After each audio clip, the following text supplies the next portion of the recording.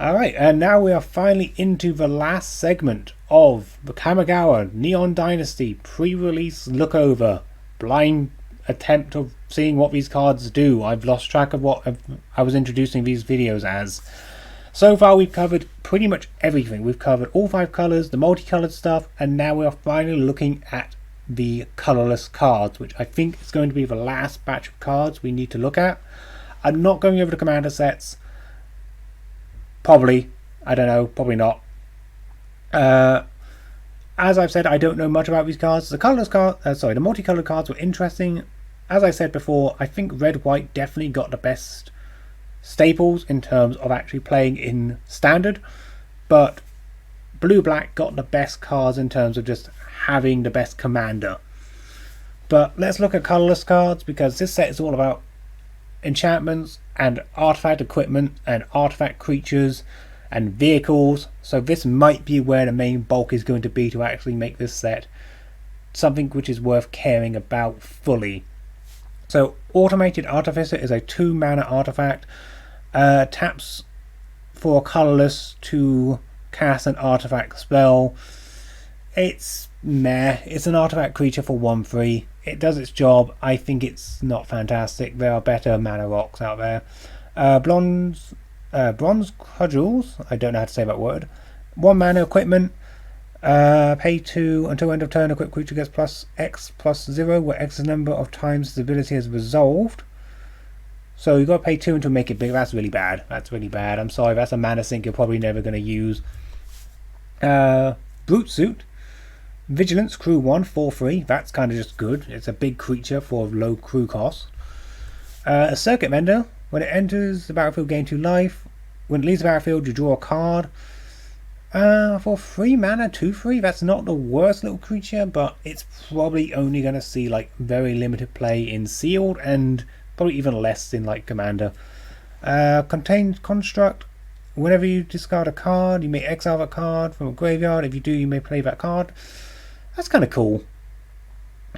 It's a 2 mana 2/1 with a interesting effect, so it basically gives your cards madness. I can see that being useful, but the fact it exiles them as well is a bit concerning. You would have to really build around it, but I can see that being very playable. Demer's Puppet, I don't know how to say this. 4 mana construct. When it enters the battlefield, for each kind of counter on target permanent, put another kind of counter or remove a counter from it. Interesting. So basically, when it enters, remove counters from stuff or add counters. That's kind of cool. That could be useful in like the Indestructible and the Menace counters, which cared about like being removed from it, because you can have multiple Menace counters, we just don't do much if you have multiple. Don't dislike it. That's kind of interesting. It's creepy too. Creepy art. Eater of Virtue. A creep creature. When the creep creature dies, exiles it. Creep creature gets +2/+0. As long as a card exiled with Eater of Virtue. Hang on. As long as a card exiled with Eater of Virtue has flying, equipped creature has flying. The same is true for First Strike, Double Strike, Death Touch, Hex. Oh, all keyword. Oh, that's kind of cool. So, this card, after a creature equipped with it dies, the sword eats it. For each card it eats, it gains another keyword. That is kind of cool, especially for equip cost 1. It's basically a card you pay into over the long term to make sure it gets bigger and bigger. I like that. I can see that being used in Voltron and keyword soup strategies. It feels a little bit clunky though, but that is kind of what we do like. We like clunky cards. Ecologist Terrarium is a 2 mana 1. When it enters, search for a basic land card, reveal it. We've been desperately searching for find land cards. Green has been the only thing with that. Sacrifice the Terrarium, put a +1/+1 counter on a card. Meh. The fact it finds a land is the only thing making it relevant. High Speed Hoverbike. It's a vehicle for crew 1. 2/2. Flying, flash. Instant speed, just drop it in. When it enters, tap a target creature. Cool. So it can technically protect yourself and become a 2/2 flyer later. Like it. Simple. Iron Apprentice. When it enters, put a +1/+1 counter on it. When it dies, If it had counters, move those counters to other creatures. I feel like you're probably not going to be using this thing to like move counters around too much. It's kind of neat that it can do so, but it's a 1 mana 1/1 technically if you look at it that way, with gives something a +1/+1 when it dies. I don't see it being super useful. It's basically a creature version of the Ozolith. I don't see it being much played. Metallic Core, oh my god, I can't read that. That's way too small text. Give me a moment. So it's a creature vehicle. Exile this and 4 other artifact creatures you control to create a 10/10 construct with flying, vigilance, trample, lifelink, haste, which is all colours. When that creature leaves the battlefield, return all cards exiled with a core aside from the core tapped under control. So it's Voltron. It makes Voltron. That's kind of cool. I like it. It's cruise for 2. You pay 5 and exile that and 5 other creatures and artifacts to make Voltron. That is hilarious. I love it. It's silly. Mirror Box. Wait, what? Okay, Mirror Box. The legend rule doesn't apply to permanents you control. Each legendary you control gets +1/+1. Each non-token you control gets +1/+1 for each other creature you control with the same name as that creature. We have a reprint of a card which removes the legend rule? That's terrifying. So, the legend rule is basically, if it's a legendary card, you can only control one of its name.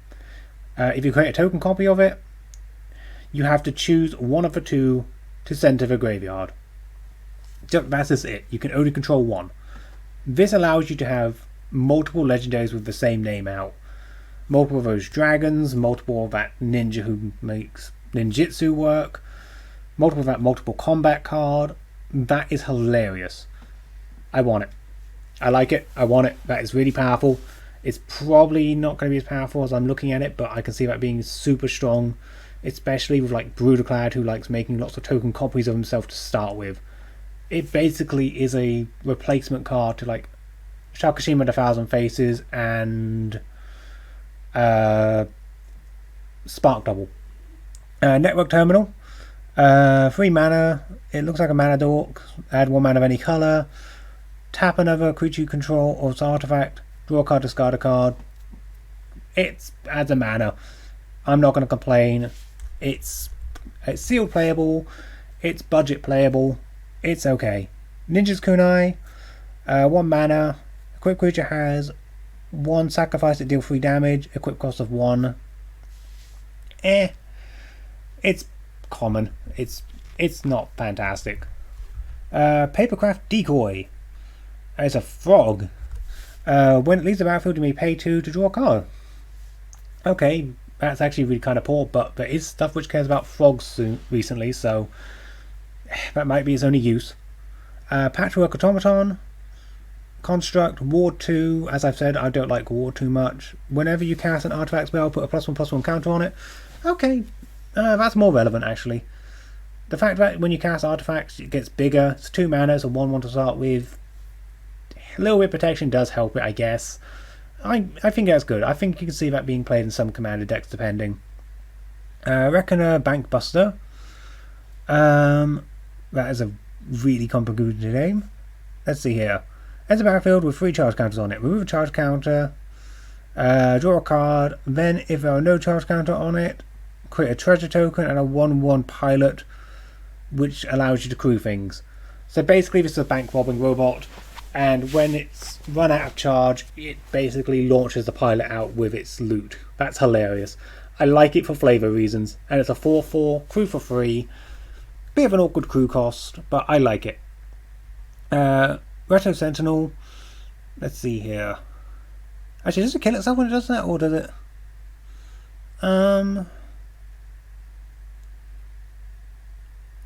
No, it doesn't sacrifice itself. I thought it was going to kill itself, so yeah, it's still relevant.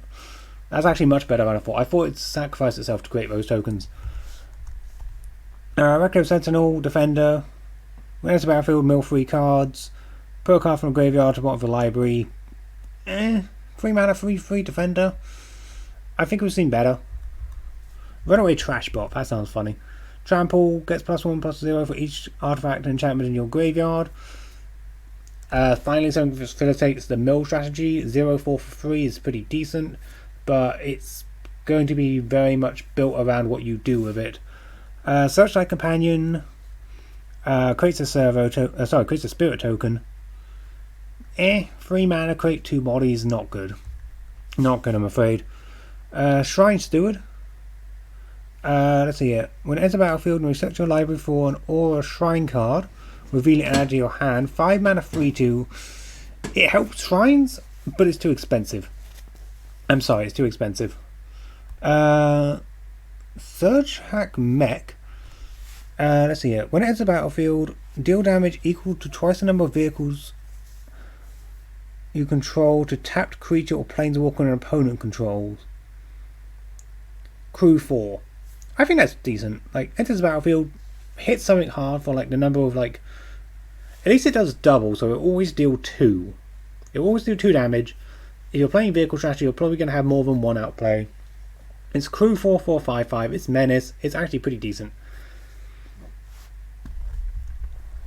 Thundersteel Colossus. Crew 2 Flamp. Chapel Haste 7 mana 7/7. 7 mana generic is pretty decent for those stat lines, to be honest, especially with haste and trample and a low like crew cost. I would say it's too expensive. It's sealed playable. It's playable in vehicle tribal. It's definitely something you get out later, especially with a lot of like artifact reduction cards. Tarashi Guidebot. Let's see here. Enter the +1/+1 counter for on target creature. Draw a card. Cost 1 less for each modified creature. I don't think that's that great. Like, you've got to have 4 modified creatures to make it free draw. Tap 1 to draw a card. Enter the battlefield, but it's so expensive. It's a 4 mana 2/1. Too expensive, I'm afraid. Walking Skyscraper. Why is this one not a vehicle? Costs 1 less for each modified creature. Okay. Has hexproof as long as untapped. I think this one is more playable than the Guidebot. As I said, I don't like cards which really care about having like the specific keyword in place. I think this one reminds me more of Gate Colossus, which cared about how many gates you had in play, but at least with the gates they were specifically lands which you always wanted in play anyway. So that's kind of my viewpoint on that one. I think it's just a little bit slow again, unfortunately. It could be good and sealed. It might be useful in some commander strategies, but I feel like it's just going to go like under the radar.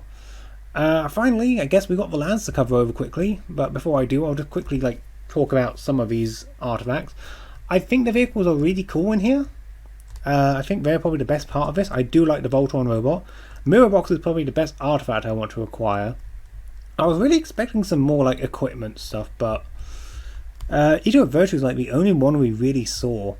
Although I do need to go double check something now, because the wording of Shrine Steward has me curious.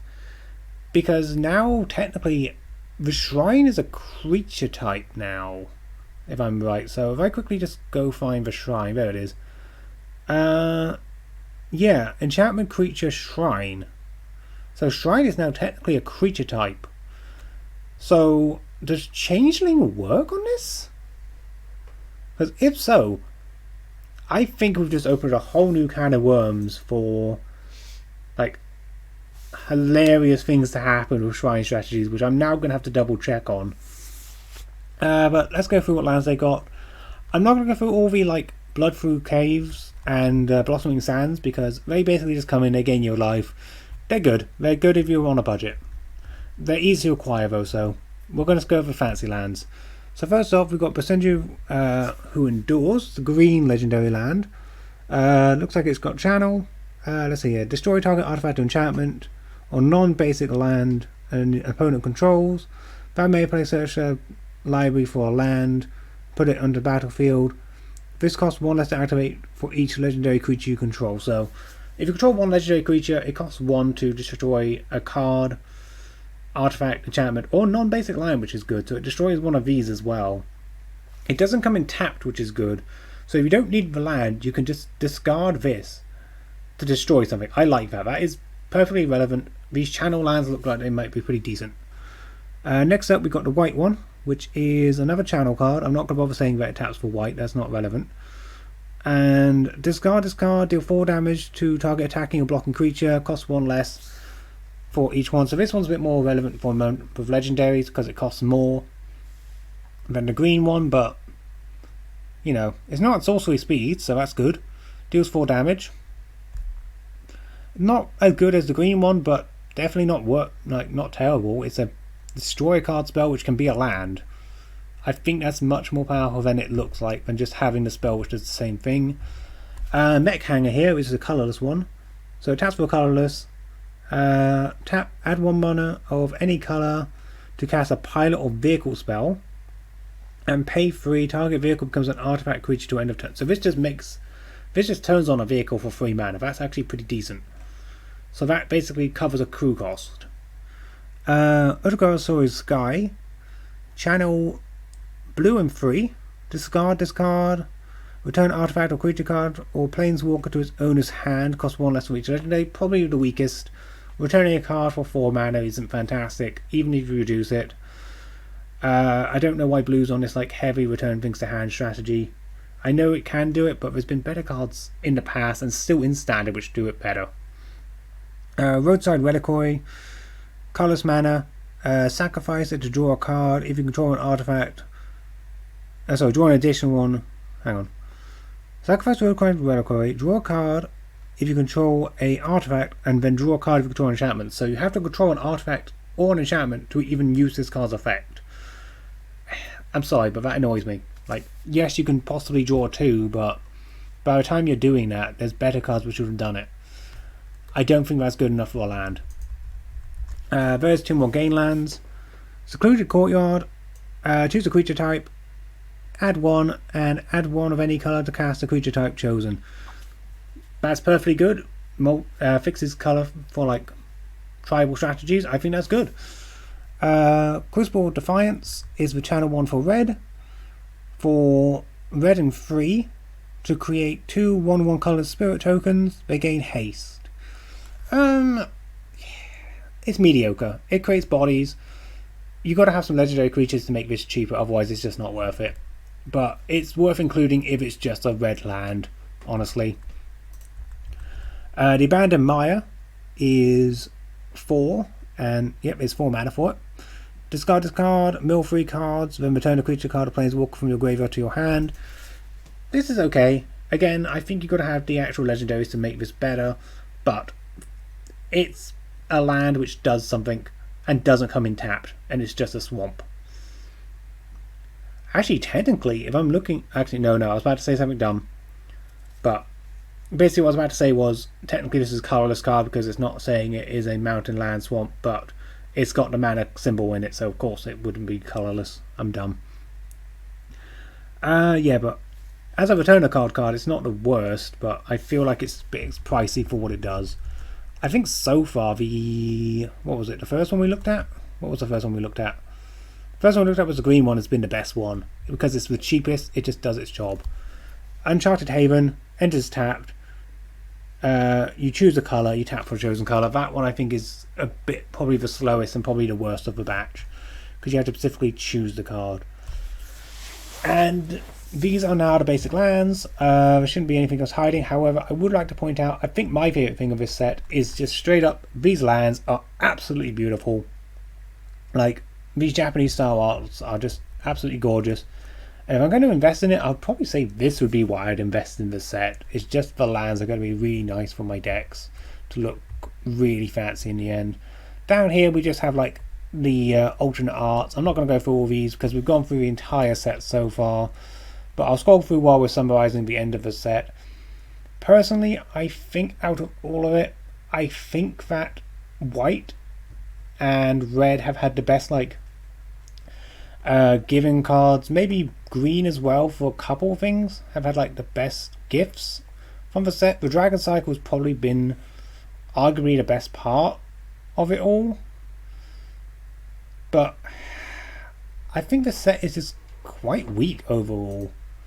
Like, there's not been a lot there which has really caught my interest.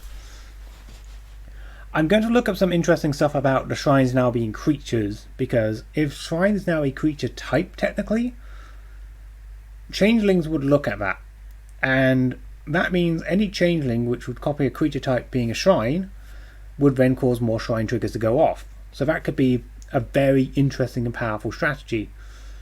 So I'll have to look into that one depending. I feel like there was less pilot stuff than I was expecting. That must be going more towards the commander stuff, because a lot of the crew costs have been 2 and below, aside from like here and here. I was expecting a lot more of them. I think in summary, like, this whole set is a little bit of a mess in my opinion. It's got some very high power creep cards in terms of like legendary creatures for commander, but overarchingly, I think in terms of what it's trying to do with sagas, it's been very weak. I think white has been given the best like removal spells, but even then, this cycle of X cards have been absolutely abysmal for the most part, because discarding cards to lose resources just doesn't add up. Ginger Cactus is a cool card, which was very important. I think the Dragon Cycle, as I've said, was very good.